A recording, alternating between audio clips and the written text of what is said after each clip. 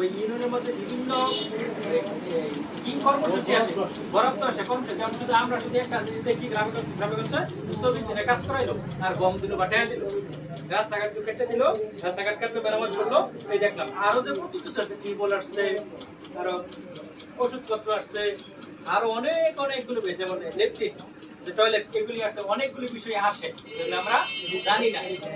হ্যাঁ, সেটাই বলতেছি, এই যে সে দেয় নাকি সে খায়, সে নিচে বেড়ে দেয়। এখন এখানে সব যোগ্য দক্ষ ইমানদার লোকদের ওইখানে বসে, তাহলে সে সকল জনগণের হকটা পরিপূর্ণভাবে তাদেরকে পৌঁছে দিবে। এইটার জন্য বনি ইসরাইল তারা এই কাজটা করছিল, যারা অযোগ্য ছিল এবং তারা এমন দুশ্চরিত্র করা ছিল যে আমাদের খেয়ানত করতো, ব্যভিচার করতো এবং অসৎ লোকদের নেতৃত্বে সমগ্র জাতি অনাচার লিপ্ত হয়ে গেছিল। মুসলমানদেরকে উপদেশ দেওয়া হচ্ছে আমাদেরকে যে তোমরা বনি ইসরাইলদের মতো হয়ে আচরণ করো না। বনি